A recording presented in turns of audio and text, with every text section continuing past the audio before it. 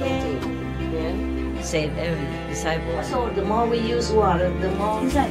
No problem. We have room. And this is very light. It's like a family here, huh? Yes, Master. My sister. Like a dream. Okay, don't wake up. We have guests, in the house, so we cook for everyone. Food ready, yum yum. Delicious. Yeah. He ate already lunch and he ate his lunch already. He just like to feel the love. Okay, just a snack, alright? Come back, come back.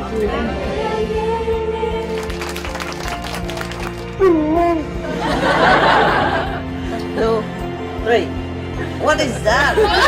Anyway.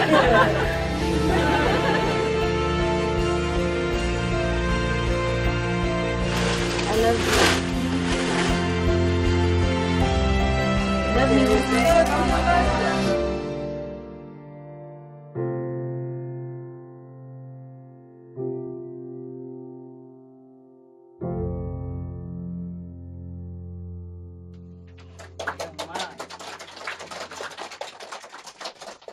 I forgot to tell you to prepare whatever. Mấy cái bánh chưng đó đem ra ăn liền được không? Hay phải nấu trong nồi? Không phải bánh chưng không có đâu, không phải bánh trung thu á. Rồi đem liền được hả? Tại nó bỏ trong tủ lạnh mà. Rồi ok, một lát đem ra. Bây giờ mới ăn cơm chắc cũng ăn không nổi. Ok được rồi, ok, thank you. Very good. Hả? Yeah, new cameraman. It's very good. You feel better there? Yeah. You want one chair on the corner? You tough guy, yeah? Okay then. Okay, my God, look at all these people think I'm eating all this. Yeah. Do we still have some? Huh? Yesterday, you didn't tell me we have more Indonesian sweet cakes, sweet stuff. Yeah, and you make me give all my little food here to everybody first, and then you brought the surprise. Today, do you have any more of this before I give? I asked Sophie because about that I don't know. You don't know, yeah. You wait until I give everything, and I had just a little left, and then we have some more. Yeah, it's good later. But you have to tell me so we don't, so I don't have to give all my precious thing from my little plate, huh? You don't want me to eat anything. That's why, huh? Okay, if we have more, we bring more, okay? But you want to eat now or later? Later, huh? Okay, later. They just ate. They don't want to go to bathroom again. That is the thing. Are you okay? Everything okay, right? Yes. Have a lot of... No problem? No waiting in queue for bathroom, toilet, nothing? No? Okay. Did you eat the grapes? You? Eat it all? Ăn hết hả? Còn có tại sao không ăn hết đi cho rồi đi để ngồi nó chảy nước miếng mệt. Now you're happy? My God, I'm thinking today.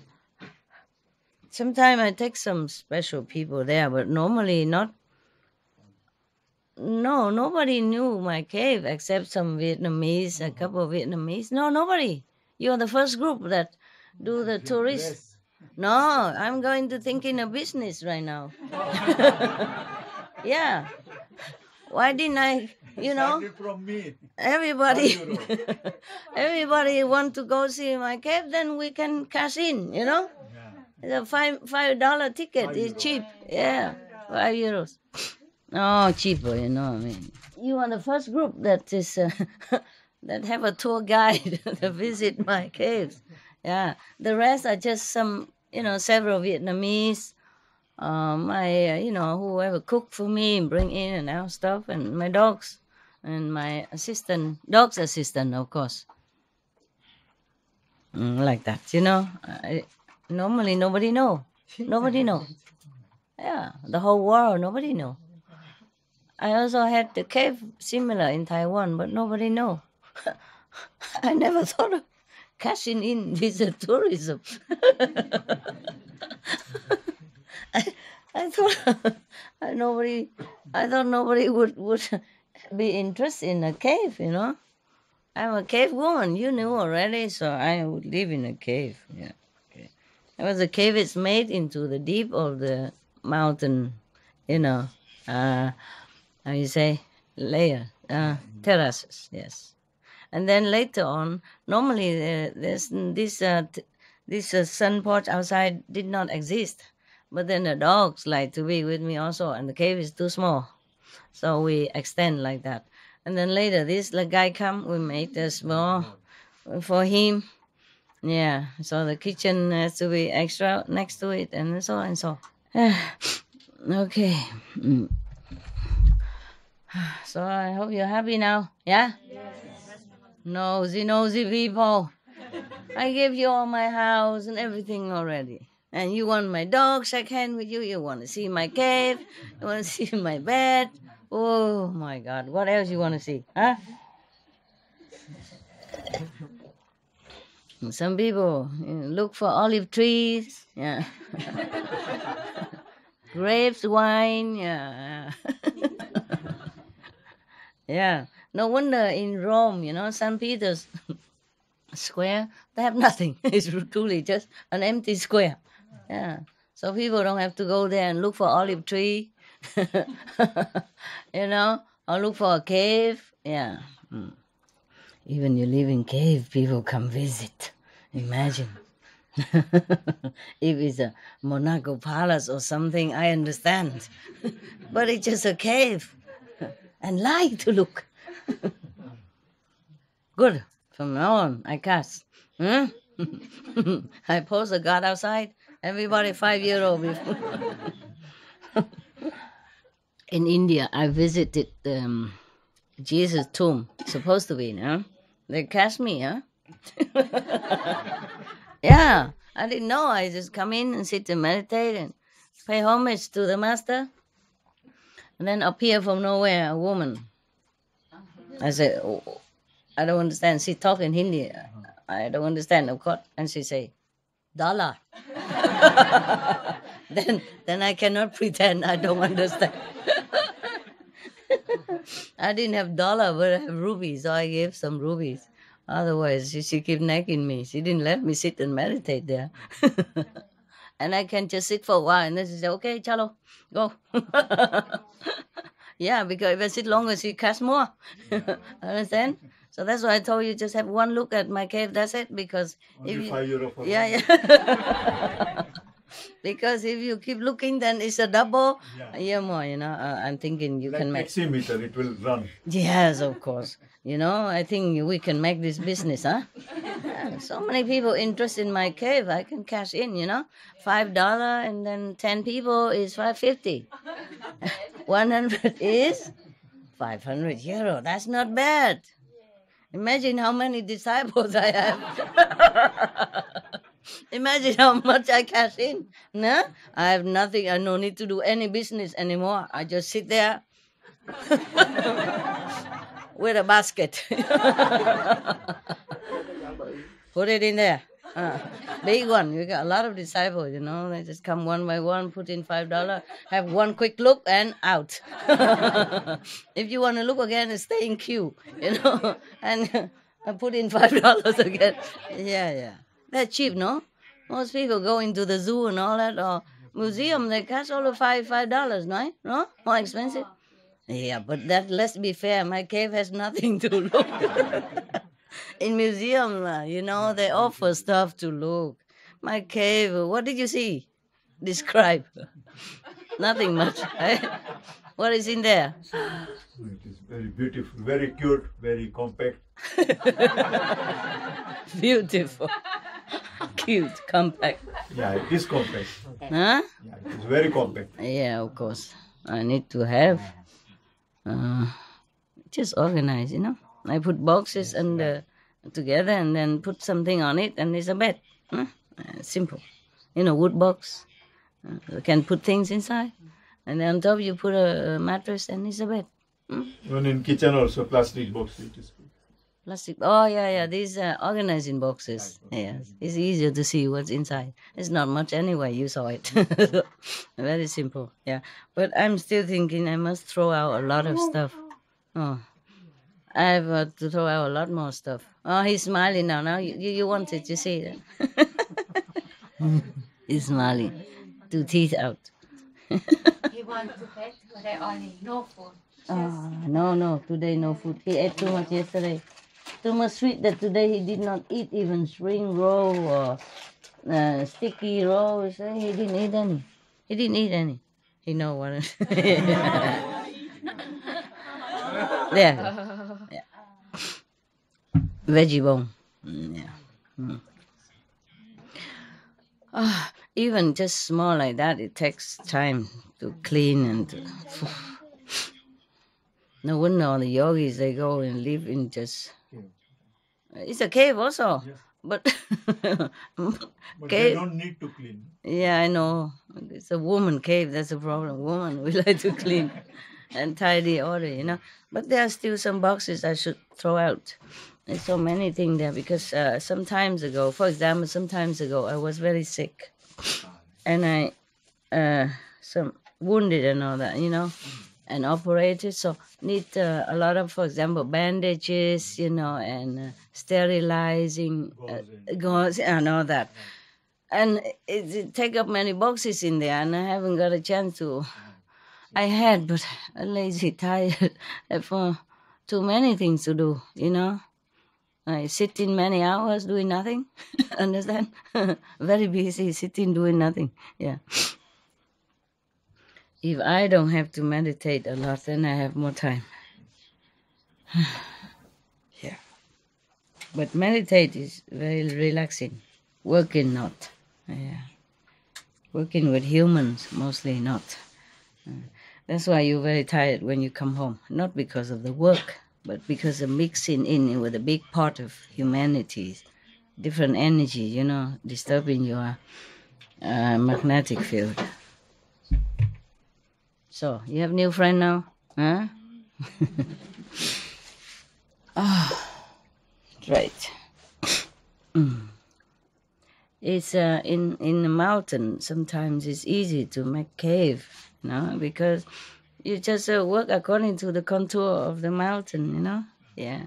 Originally, there's a mountain wall, and there live different layers, different level.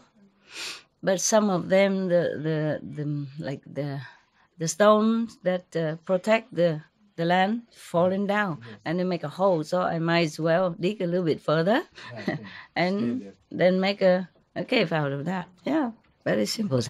Okay. Yeah, I'm checking out. Talking about Buddhist story. It's good.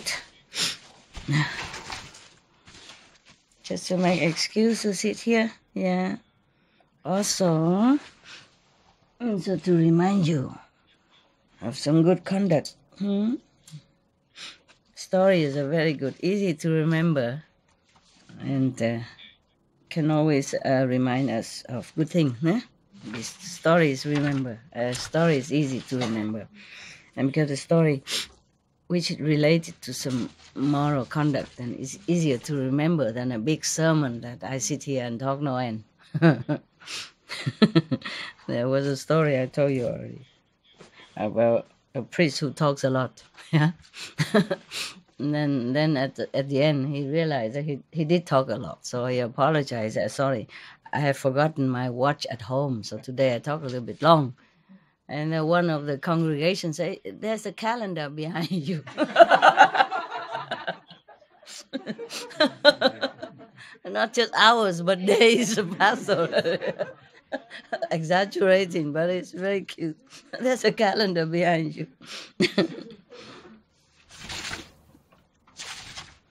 He's so spoiled here, so spoiled. After all of you gone, I wouldn't know how to tell him what to do. I don't have so many hands to pet him all day.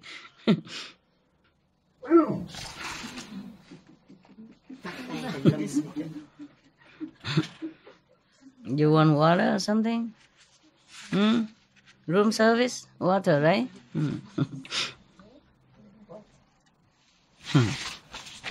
It's funny. I lost one story that I wanted to read to you. Yeah, he wanted water, that's all. Good, huh? Eat and drink, that's your job, huh?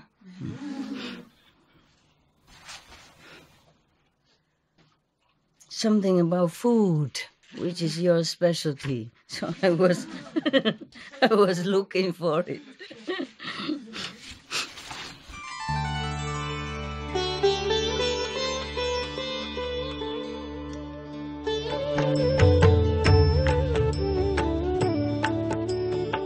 According to Buddhism and the believer and the tradition, when you read sutra and all that, you have to put on incense, flower, and bow to the sutra first and thank all the Buddhas and Bodhisattvas in 10 directions, all respectfully, before you read it, okay? And then you cover the sutra also with silk, beautiful cloth, and I just make it more popular. Yeah, more easy, simple. And I apologize to all the Buddha. I say if I done something wrong, according to the tradition, my heart is full of respect. It's just that I cannot always do that. So please, all the sin, whatever I've done wrong, is all on me. At least other people, they hear the names of the Buddha, according to the sutta, they will get benefit. Yes. Okay, probably this one. Okay. The title is called A Certain Monk. This story was given by, this instruction was given by the Buddha while he was in residence as Savatthi, with reference to a certain monk. The mind is very hard to check. That is the summary of this story. In the country of the king of the Kosalans, it appears at the foot of the mountain was a certain thickly settled village named Matika. Something wrong, huh? Now, one day, 60 monks who had received from the Buddha a subject of meditation leading to our hardship, came to the village and entered it for alms. These monks, they kind of initiated, and good. What is food, huh? You want some different food? Or just petting? Food? What kind? What kind of food you want?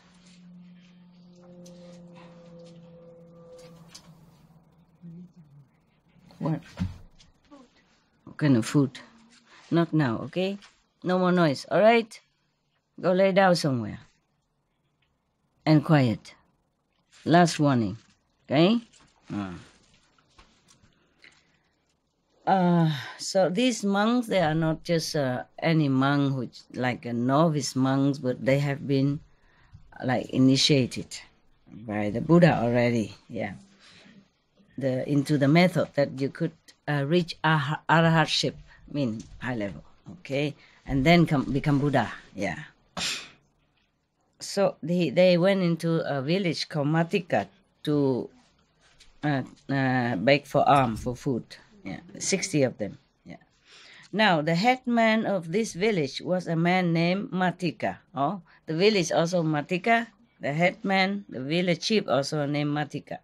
When Matika's mother saw the monks, she provided them with seeds, served them with rice porridge, flavored with all manner of choice flavors, and asked them, "Reverend sirs, where do you desire to go?" She asked the monks. "To some pleasant place, great lay disciple," they answer. They call them, great lay disciple. Yeah, the monk called the mother of the head village, great lay disciple. Knowing that the monks were seeking a place of residence for the season of the rains, she prostrated herself at their feet and said to them, "If the noble monks will reside here during these 3 months, I will take upon myself the 3 refuges and the 5 precepts, and will perform Uposatha day upon myself. Perform Uposatha day practices."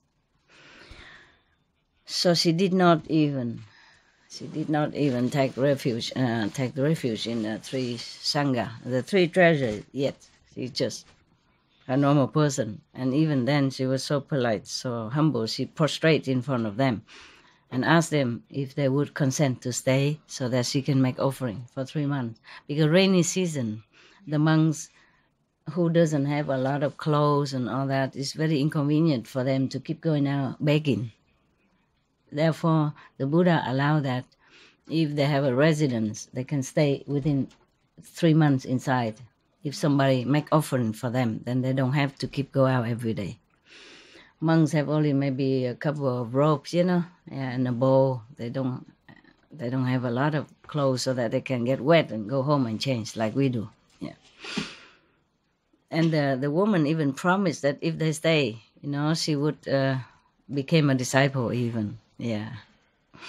Even though the monks already call her lay disciple, but she was not. Therefore, she promised if they stay, not only she will offer to them, but she will become disciples. I guess it's to make the monks feel more at ease. Yeah, not just stay in any place, any strangers, but a disciple's house and has offering for 3 months. So the monks consented, thinking to themselves, "With her assistance, we shall be free from anxiety on account of food and shall be able to effect escape from the round of existence." Matika's mother superintended the building of a monastery to serve as their place of residence, presented to them, and the monks took up their residence there. On a certain day, they met together and admonished each other as follows. Not admonished, but discussed, I guess, or reminding each other to be good. Bệnh hả? Sao vậy? Here, have some candy. No, some more.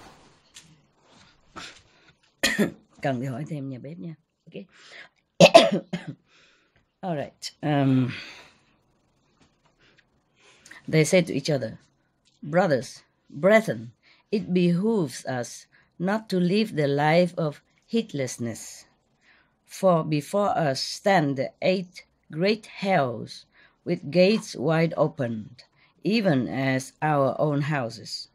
Now we have come here, thus having received a subject of meditation from the living Buddha, and the favor of the Buddhas cannot be won by a deceitful person, even though he walk in their very footsteps. Only by doing the will of the Buddhas can their favor be won. Therefore be heedful. 2 monks may neither stand nor sit in any one place.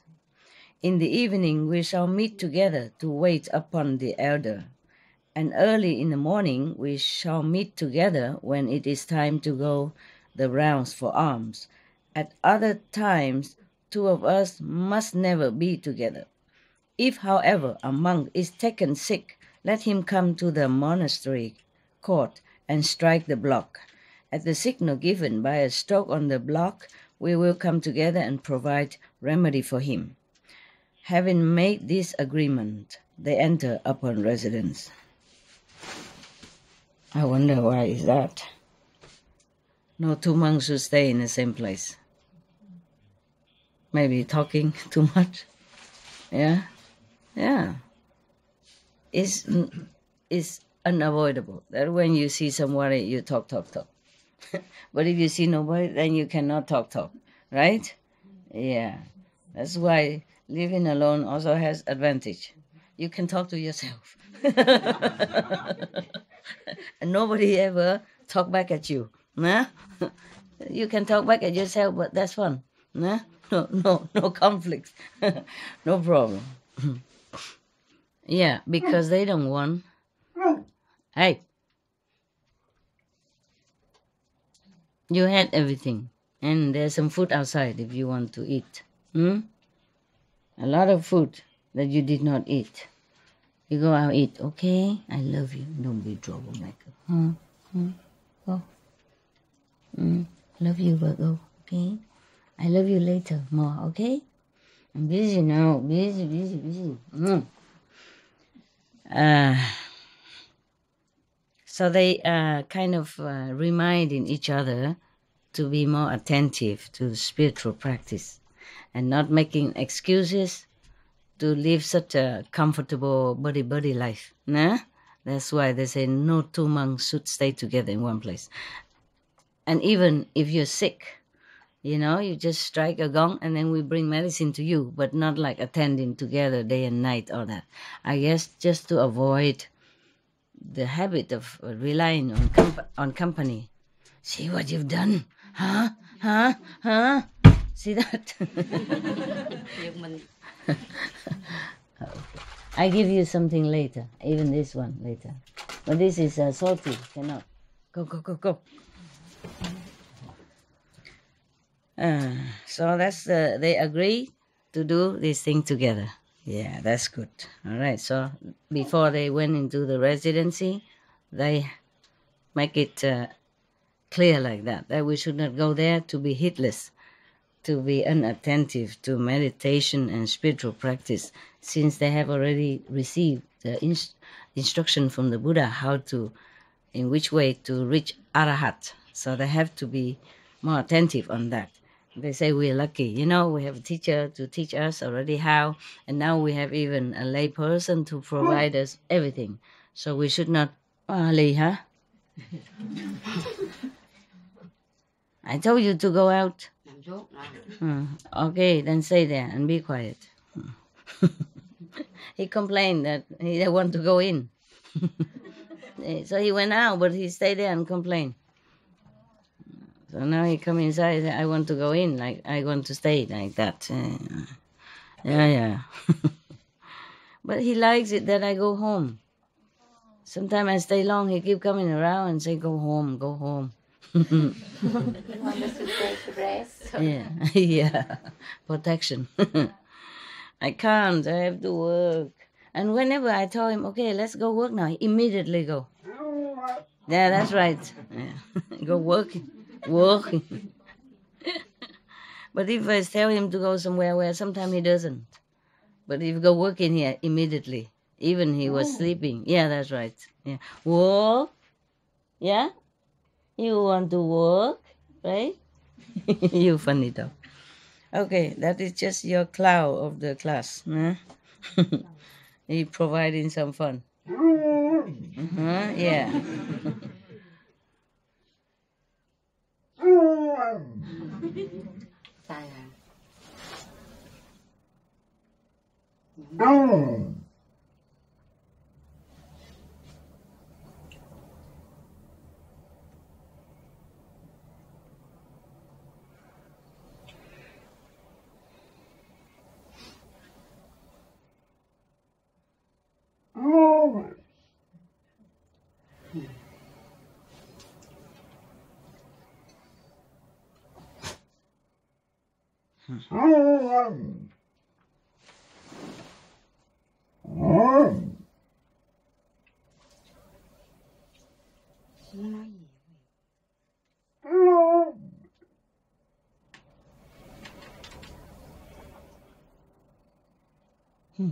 Why? Man. I'm busy, okay?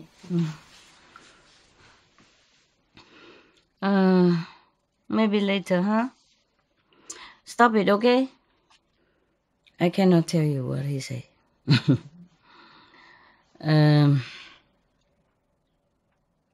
Because they say to each other that suppose we are heedless, we don't take care of the spiritual practice. There are 8 hells waiting for us with gate wide open.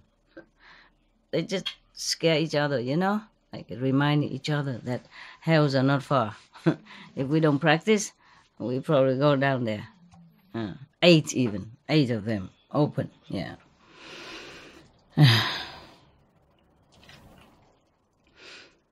Okay, so now one day, while the monks were in residence, that female disciple took ghee, molasses, and other kinds of medicine, and in the evening, accompanied by a retinue of bondsmen and servants, went to the monastery. Seeing no monks, she asked some men, "Where have the noble monks gone?"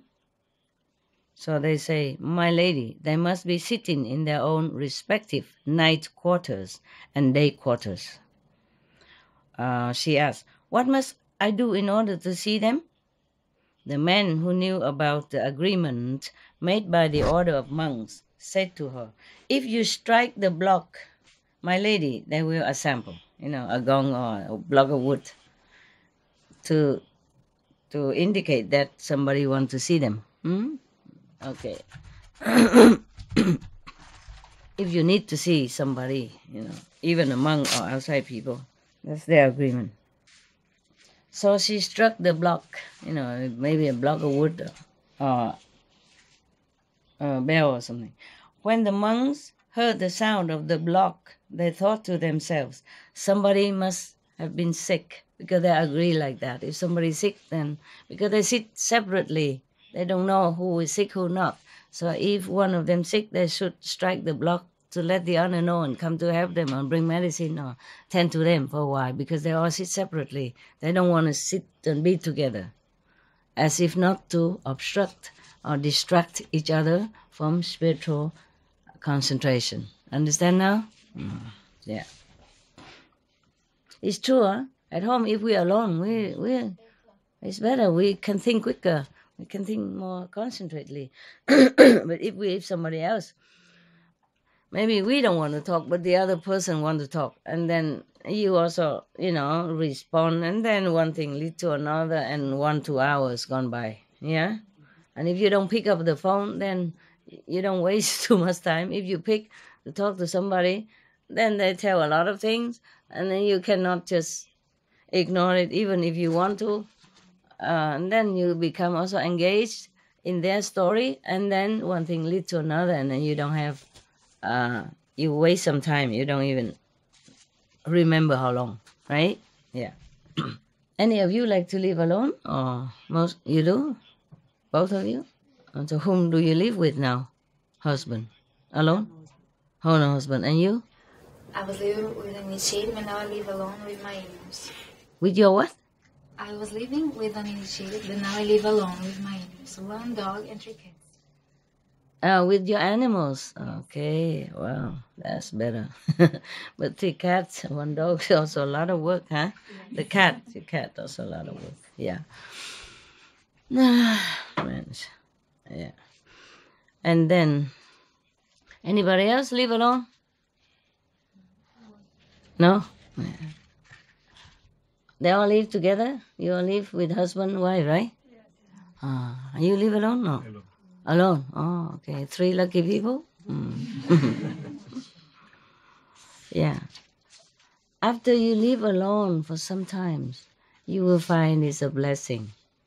But if you never lived alone, you will not know that. In the beginning, maybe you miss company. I don't know. I never did, but maybe you do, because you're so used to it, living with somebody all the time.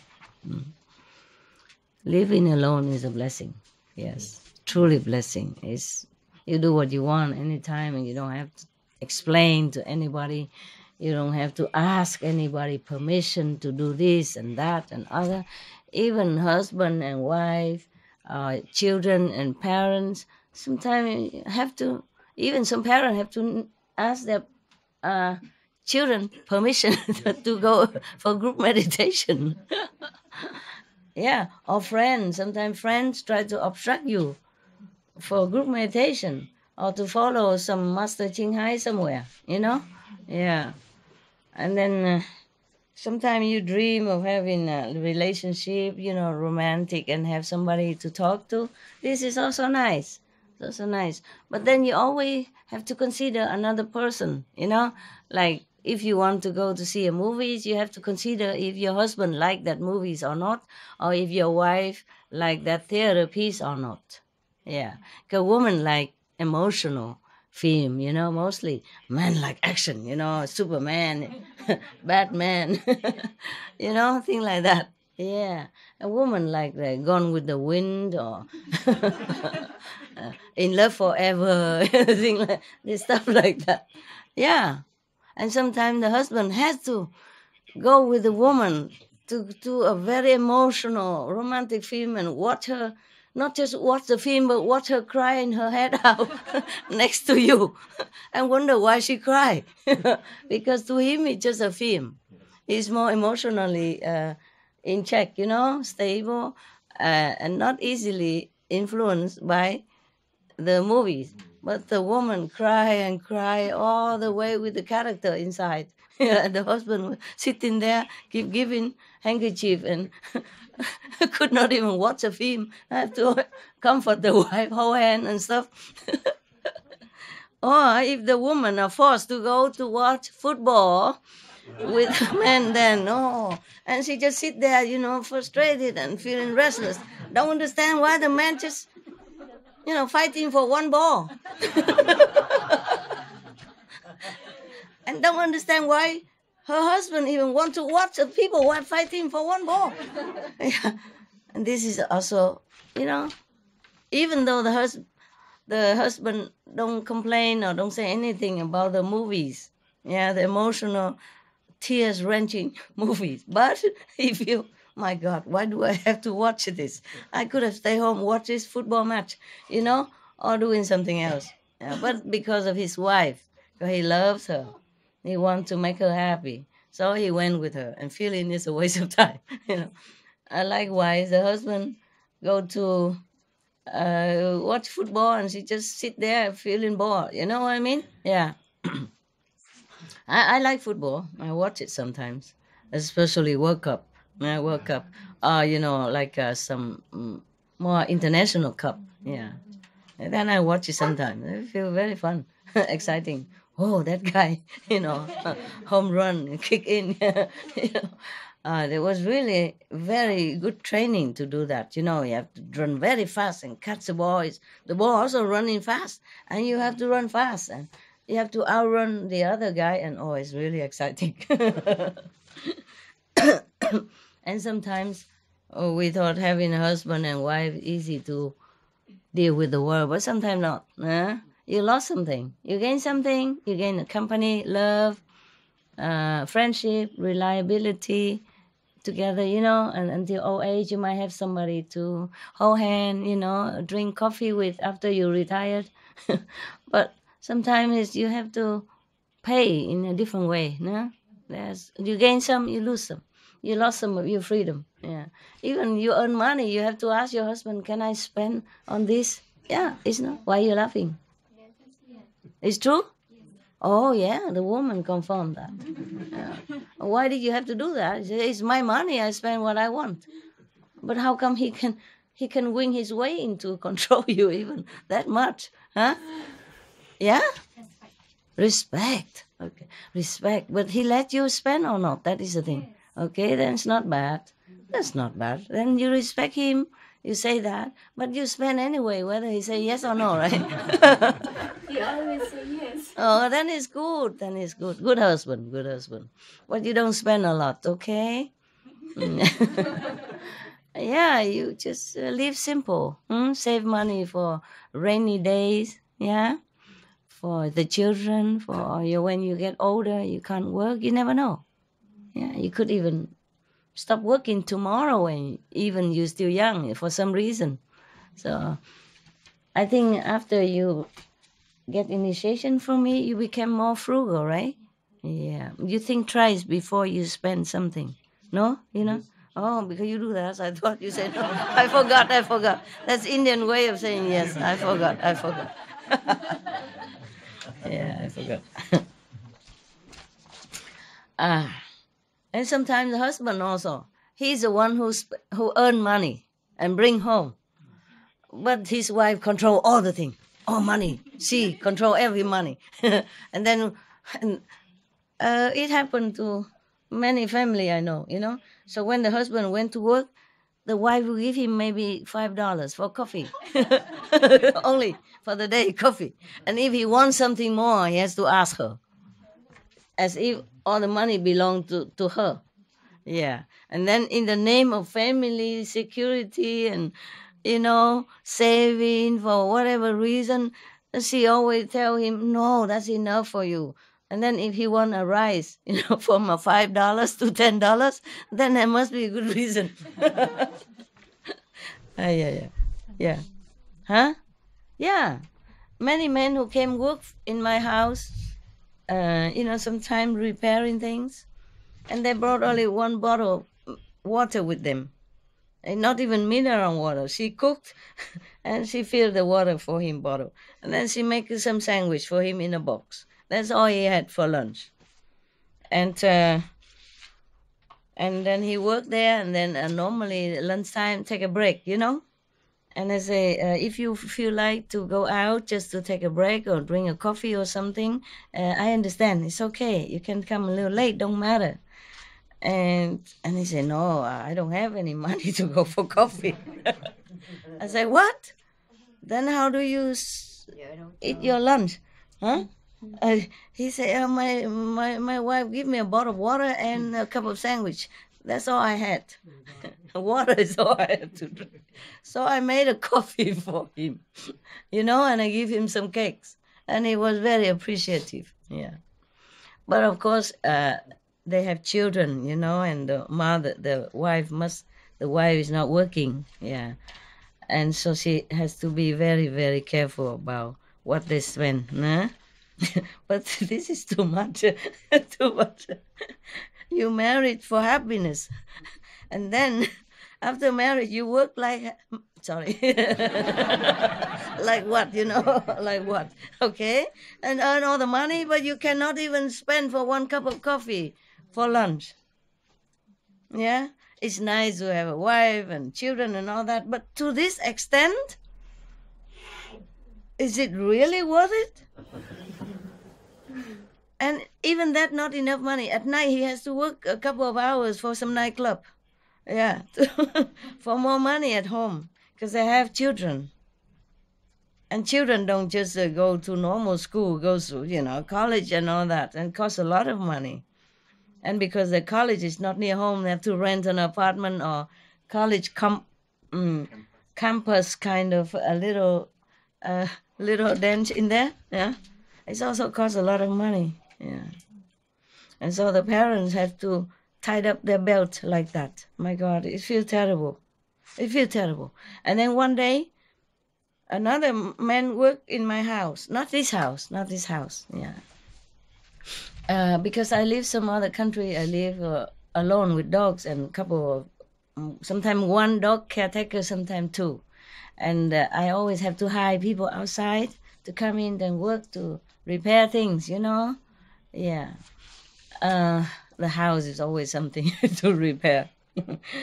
And then one day the one of the men, he used to work there for me before, and he was a very nice guy. He's English.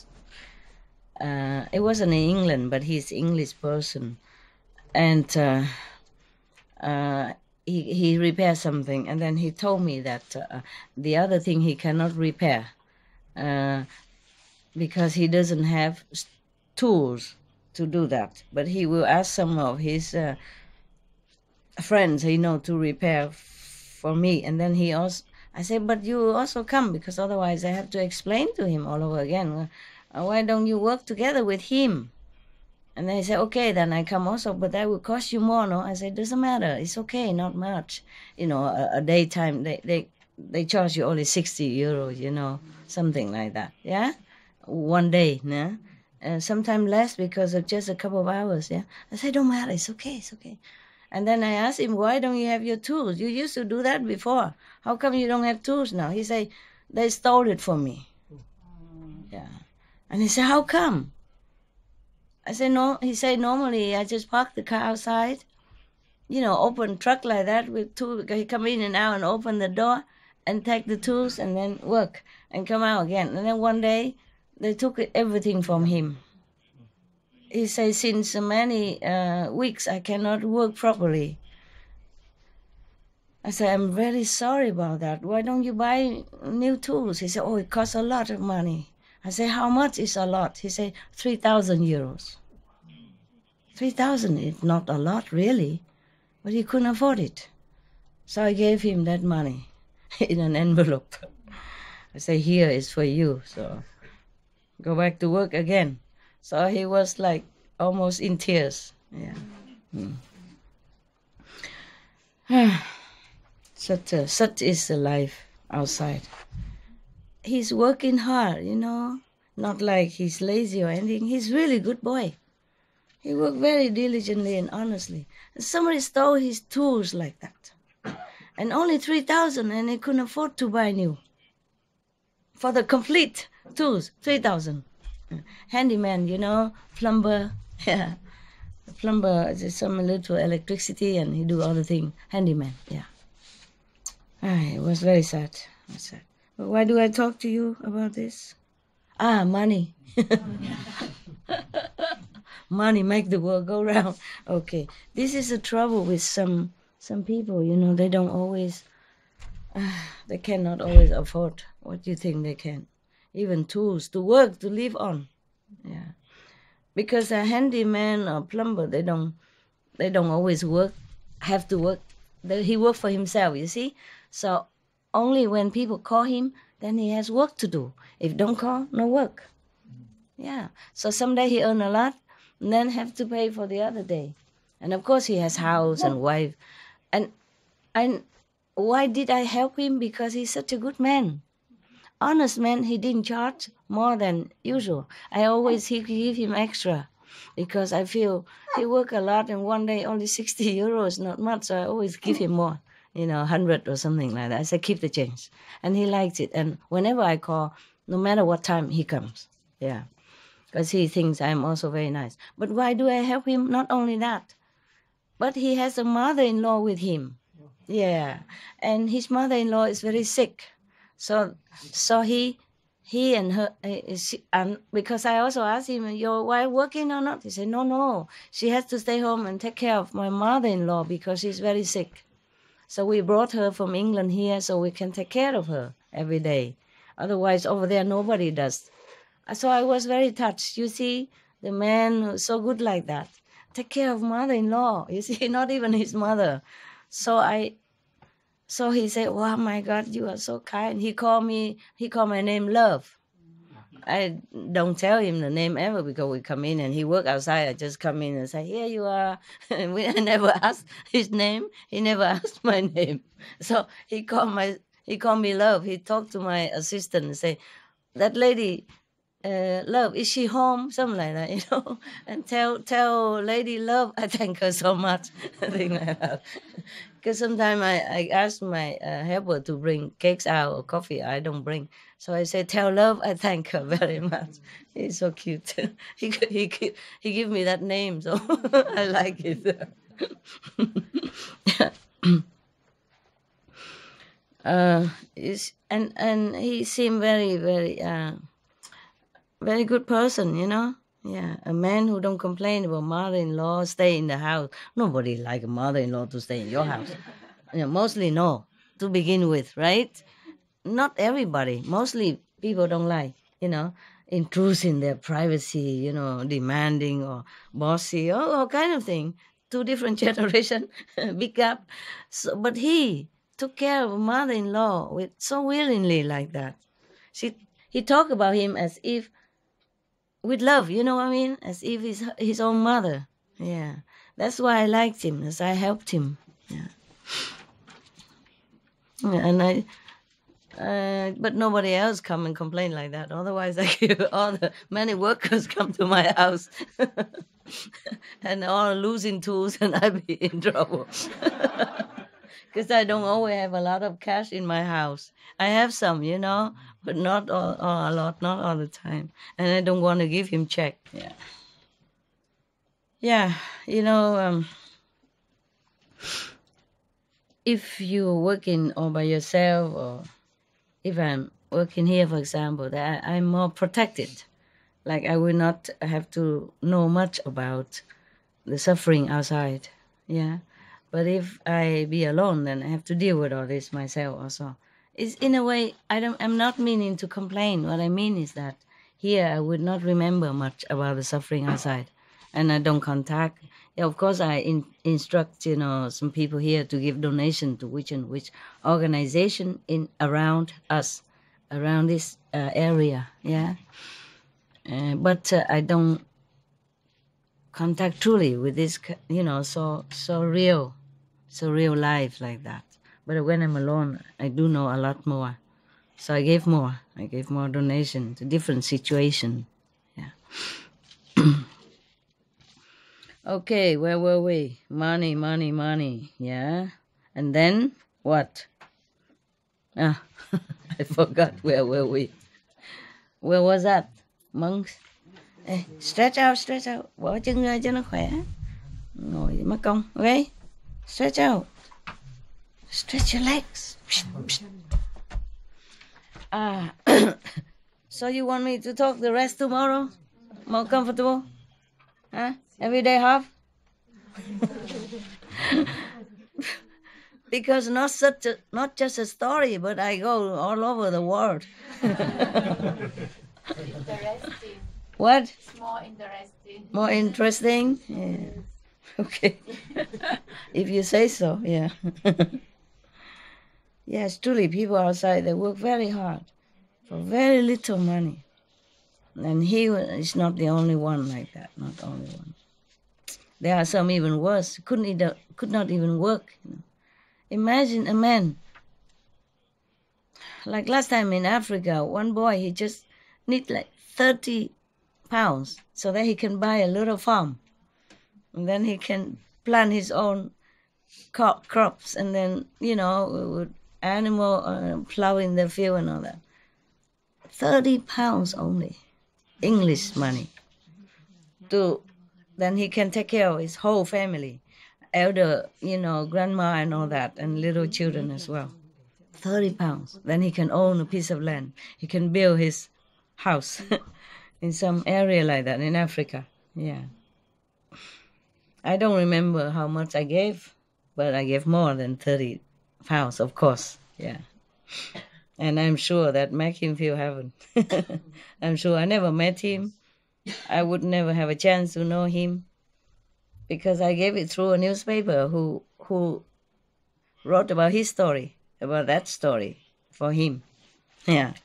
So I gave it through that newspaper.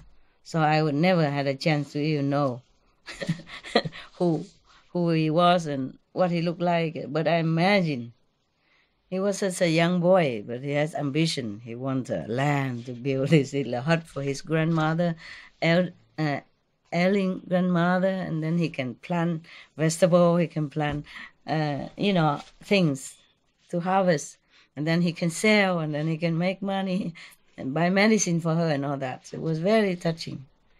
So even though I don't know him at all, and I never will, but I imagine when he received my money from so far away, at that time I was in England, he must have been overjoyed, feel like heaven bless him, and that made me feel happy for many days.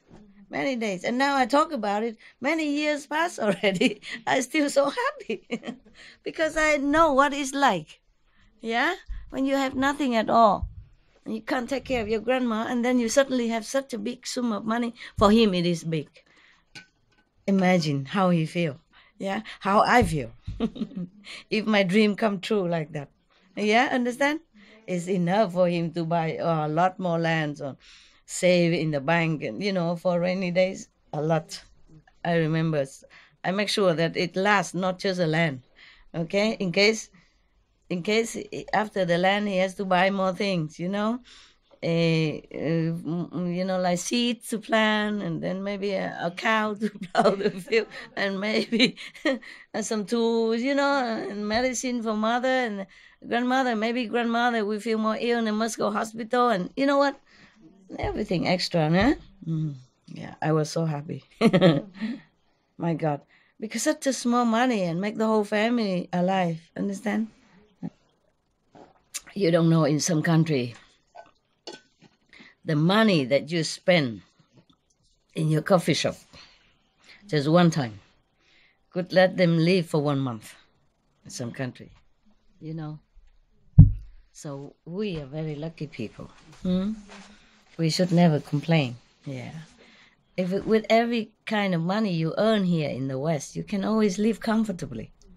You don't have to live luxuriously, of course not, but comfortably. Yeah.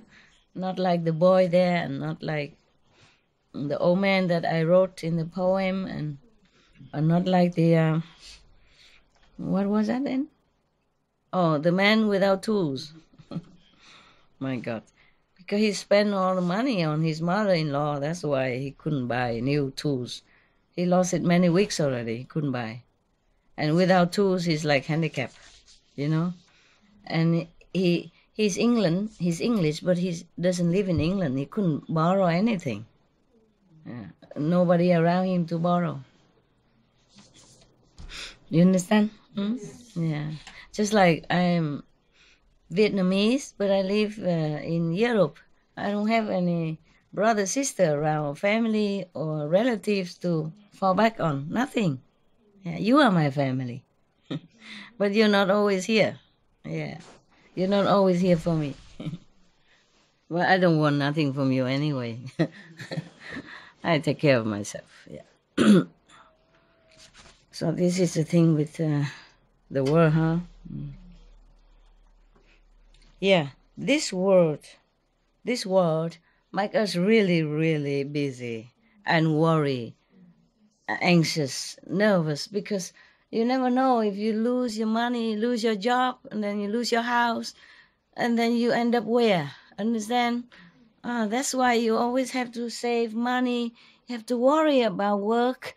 And even after retirement, you have to take care of little retirement money that you have, because it's not much for your children, or when you're ill more than usual.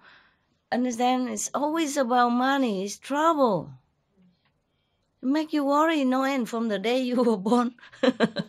No, it's too exaggerated, but no, maybe even inside the womb, your mother worry, also. Yeah, well, they say like that. They say when the children are not born yet and in the womb of the mother, if you look at beautiful picture for girl, a handsome picture or saintly picture, then your child will be born influenced by that, by the look and by the mentality. And if you read, even your child is still in your womb, you keep reading good, whatever you read good for him, then he will be influenced by that. Imagine. So he worry already about money since he's inside the womb. Because your worry is his worry. Yeah. He knows everything. He's a soul. Yeah. So I cannot say that he doesn't worry about money since before he was born even. So I did not really exaggerate, no?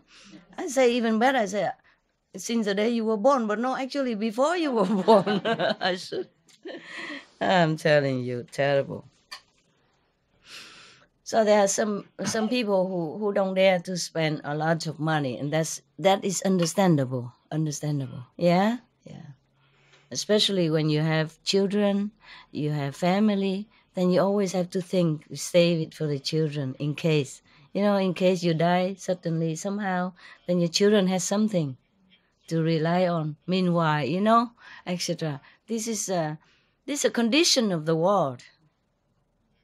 It doesn't even your personality. It's not even your background. It's a condition of the world. Make you worry like that. Yeah. But the wife don't spend too much money, okay? Husband also not. And then relax with each other a little bit. If If it's understandable, do not control too much. Yeah? But your husband didn't control you, right? No. How much you make anyway? It's worth to control? No? It's very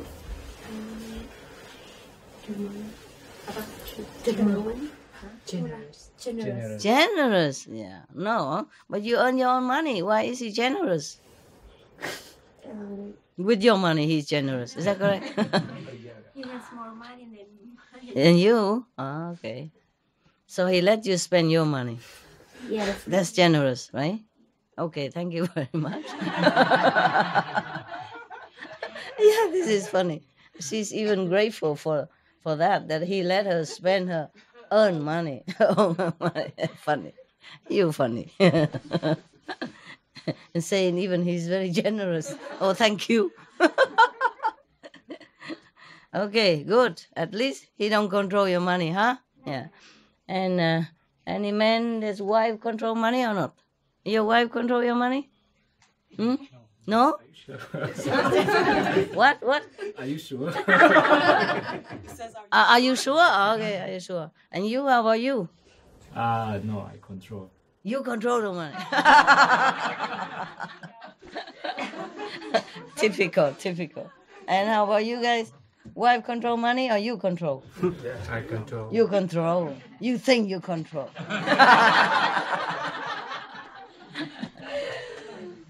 Hả? Không là sao? Chưa có gia đình. Hả? Chưa có gia đình. Chứ có gia đình thì thôi khỏi đừng có. No, it's okay. Oh, that's why he doesn't know. My husband used to come and give me his pay every week, but after 5 years he realized it was a big mistake to give me the money. I don't understand. Because I'm not good with money. Oh, so If the money is better, he keeps it. Ah. Use it for the family because he has more talent with money. Uh-huh. I will buy presents for everybody. Of course, with his money, you easy. Okay, so now he controls, right? Well, I serve you right because you didn't It's okay, it's good. appreciate his earned money. The less I have, the less I spend. It's better. Yeah. Give me 5 years, I only use spend 5. If I have 100, I spend 50. Oh, okay. Okay, try to be more reasonable. Okay, yeah. Because your family has to come first. Yes, of course you can buy present to other people. That is very nice. But you have to consider your family's safety and future first. Because your children will grow up. And they will need, now maybe they need less. So you think, oh, you have a lot of money, no problem. But they grow up, they will go to school. Yeah, and then they will go to college. And then they will need a lot of other things.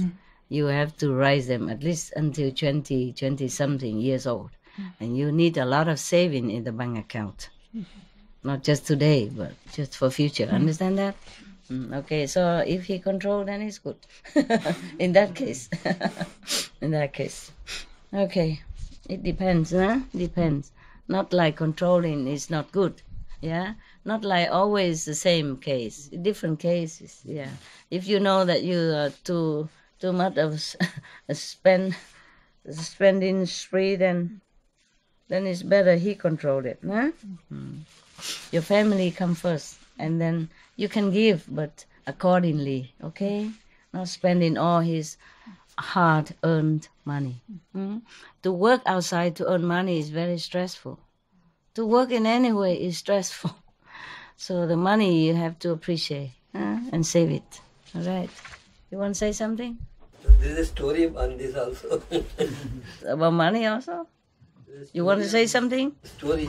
There is a story if you want. The what? There is a story on this also. Story. Oh, tell me. In India, we had one great Yeah, he has it. emperor, Akbar. Akbar was a great emperor in India. He had his one gestal known as Birbal. One day they were walking. So Akbar told it is man's world, Birbal. And Birbal did not agree with him. Birbal said, no, it is all women's world. What? Birbal told to Akbar, it is all women's world. This is a woman's world? Because the other one say this is a man war. I understand. Okay. Then Akbar told, it is not true. Let's have a meeting. So he called all the people of his country and told everybody who comes here should come with a proper thinking. So when everybody came, Akbar told people who has who is not slave of his wife should come to this side. Who is not slave of his wife should come to on this right side. Okay. And who is not should stand on this side. Who's not afraid of wife, not slave of wife, stand on left side. Okay. So everybody came on one side. On one side. Except one fellow who was very thin and weak fellow, very thin, weak fellow. Weak and thin. One he was stay standing on the other that side. Yeah. Akbar said, okay, at least one fellow is brave. Brave, not afraid of wife. So Akbar asked this fellow, why have you stood here? Why you have not gone that side? The man said, when I came from my house, my wife told me, don't go that side where everybody goes. Don't go where everybody goes. Don't understand? Yes? Good. Okay then. All right, good. So I go back to the Buddha or we continue with the... Is he that man? Huh? Is he that man? He is the one? Okay. Yeah, I have similar story, you know. And then the man say, my wife told me don't listen to stranger. And then similar story like, man, everybody afraid of a wife come together, you know, and then they want to select a chairman of the group who is not really afraid of wife at all. Everybody afraid of their wife stay on the right side. Everybody who not afraid of their wife stand on the left. So everybody go to the right. Only one guy stand on the left. So they voted him chairman. Okay. And then they were just talking and, you know, relying on him because he's a tough guy and praise him and all that. And then suddenly other wives came. They were having a celebration, you know, ceremony to elect him as chairman. So they put on incense and all that in front of Buddha, and he knelt in front of the altar to swear to be loyal to the club and protect all the henchmen or the, you know, weak men, you know, under his protection. Okay, he was kneeling there, and they make him swear and all that. And in the middle of the ceremony, he was still kneeling there. And other wives came and said, what are you guys doing here? At home, there's nobody wash dishes. Clothes is dirty, house not clean, children not fed, and you're sitting here together doing what? And everybody run away. Except one man, is the man who's supposed to be chairman, is still kneeling there. So after all the wives left chasing all the men and they escape, and then after a while, all the wives left, they came back and saw the chairman still kneel there. I said, wow, this is a man that we really need to follow and, you know, the example. And then they came and looked at him, he dead, too frightened. Oh. Scared to death, frozen to death. The hero done, gone. He too scared, he could not even run away. Yeah, they could have asked him, you know, why he stand on the left side. They didn't ask. They thought, whoa, he's tough, you know, so desperate.